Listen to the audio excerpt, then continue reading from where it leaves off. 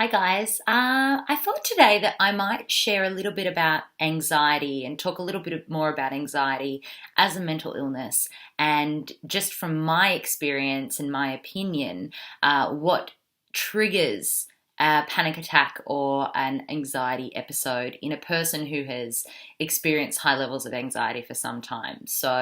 And this can differ for everyone. So there's not going to be one specific trigger that's the same for each person, particularly if anxiety is a mental issue that you've been battling for some time. And I guess what might surprise some people is that actually quite positive things and things that would make the average person really excited and happy can have that negative trigger effect on someone who's susceptible to experiencing anxiety. At least I found in my experience. And so I guess what I'm talking about is, and I'll give an example.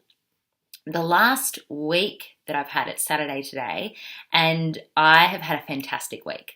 I was actually published on one of my favourite publications, Sportlux, and that had been a couple of weeks in the making. I couldn't wait to tell everyone about it, and I finally had the opportunity to share it. So that was one thing that was really fantastic.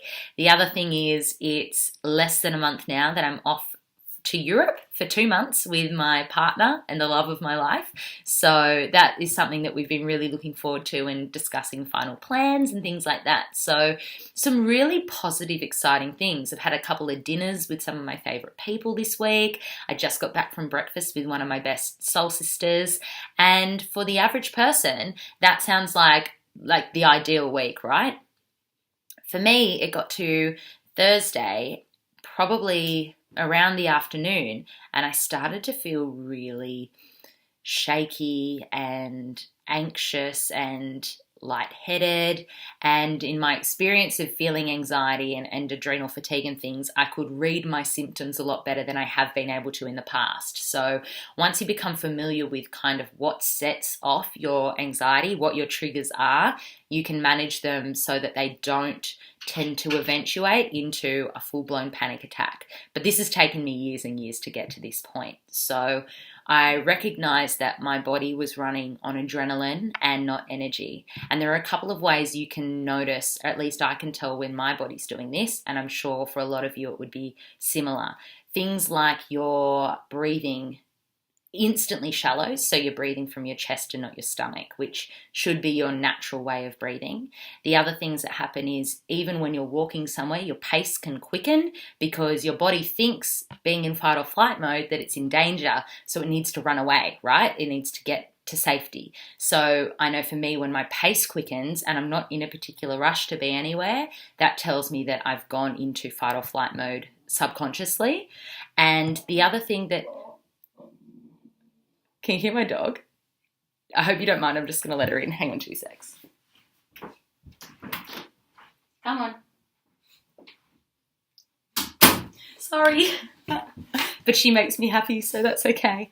So I was talking about quickening pace in your walking, but also in your speaking. So particularly highly strung people or type A people, when you've got a lot going on up here, it can almost be too hard to get the words out, right? So you jumble your words, or you're running out of breath when you're speaking, or you just want to talk. It's all about becoming grounded and bringing all of that external energy back in, and it's easier said than done. So I digress. I was experiencing these symptoms or these warning signs on Thursday afternoon, and that was literally the day that my article had been published.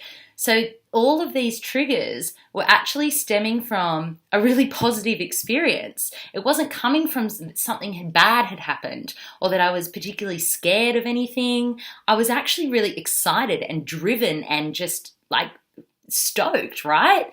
But that, and the ironic thing is, that can be just as much of a trigger to someone with anxiety as the negative stuff. In fact, it can even be more of a trigger, I found, for myself in particular. When there's a lot of good happening, I get totally overwhelmed, and that's when I become exhausted. The great thing is I can now read those warning signs my body was telling me. So there are a couple of things I did to bring myself back down to being grounded. And the first thing was slowing my breathing right down, because when you in fight or flight response, which is your body's natural way to kind of protect yourself from perceived threat or danger, which I wasn't in. When you control your breathing, you just naturally relax the nervous system, and this can really have a calming effect on the body. So I consciously took the time I did a meditation and just did some deep breathing. And there's a brilliant app I use. It's called Insight Timer, and it's got a heap of guided meditations out there. Great if you're starting out, but even great if you meditate every day.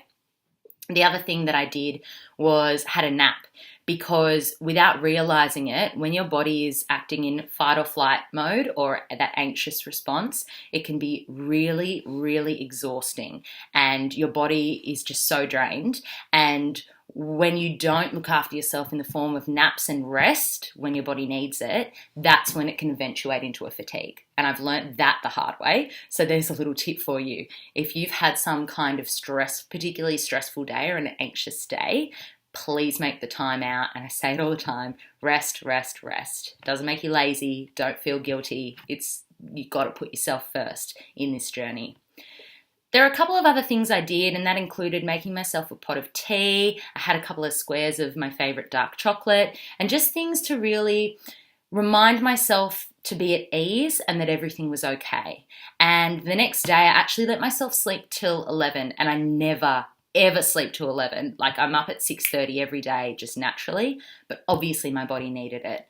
And it's just those little things that can take you from being on the edge of having a full-blown panic attack or reading the warning signs and going, hang on, I need to tone it back a bit and actually look after myself and put myself first. And that's what it comes down to. Time and time again, I say it, put yourself first to be the best person you can for everyone around you. So I hope this has answered some questions around what triggers anxiety. It doesn't have to be something bad. It doesn't have to be from a fear-based place. It can actually come from a lot of good things happening at once. And hopefully my few tips of noticing the symptoms can help you kind of acknowledge when you're running on adrenaline rather than energy, and just a few things that you can do to kind of bring that back down. But I'd love to hear from your experience, because we're all different, right? What are your triggers and how do you cope? Because, disclaimer here, obviously I'm not a psychologist, but I've experienced this all firsthand myself. So I know what works for me and what doesn't, and I'd love to hear the same for you. Hopefully this has helped, and thanks guys.